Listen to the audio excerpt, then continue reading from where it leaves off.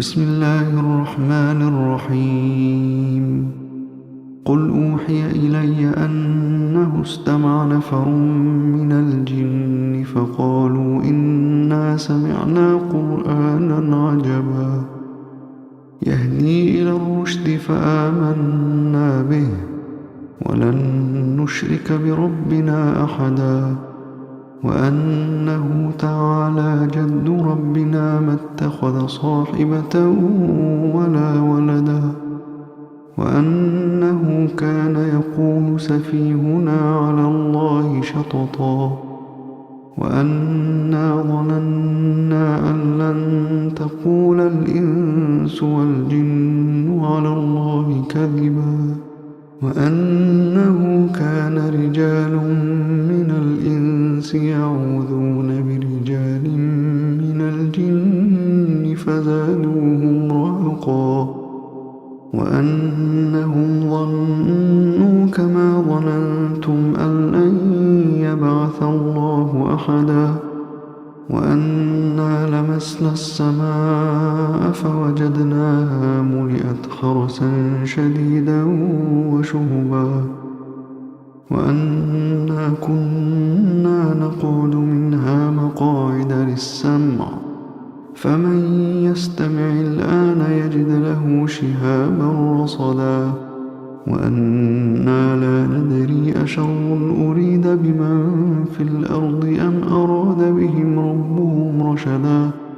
وأنا منا الصالحون ومنا دون ذلك كنا طرائق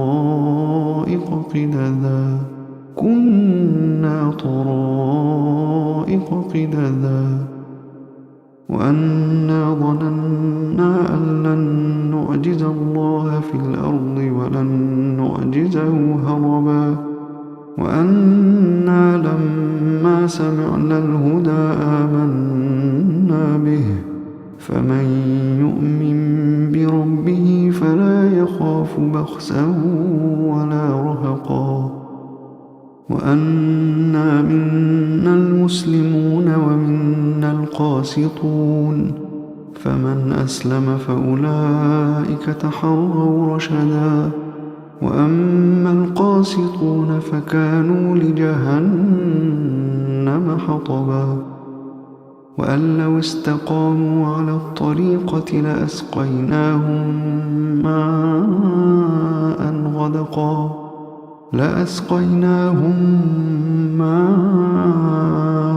غدقا لنفتنهم فيه ومن يعرض عن ذكر ربه يسلكه عذابا صعدا وأن المساجد لله فلا تدعوا مع الله أحدا وأنه لما قام عبد الله يدعوه كادوا يكونون عليه لبدا وأنه لما قام عبد الله يدعوه كادوا يكونون عليه لبدا قل إنما أدعو ربي ولا أشرك به أحدا قل إني لا أملك لكم ضرا ولا رشدا قل إني لن يجيرني من الله أحد ولن أجد من دونه ملتحدا إلا بلاغا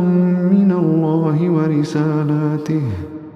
ومن يعص الله ورسوله فإن له نار جهنم خالدين فيها أبدا حتى إذا رأوا ما يوعدون فسيعلمون من أضعف ناصرا وأقل عددا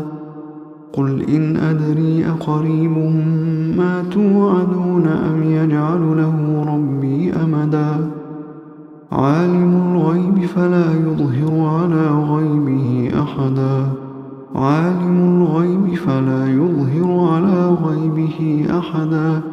إلا من ارتضى من رسول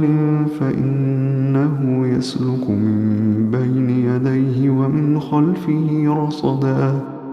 ليعلم أن قد أبلغوا رسالات ربهم وأحاط بما لديهم وأحصى كل شيء عددا.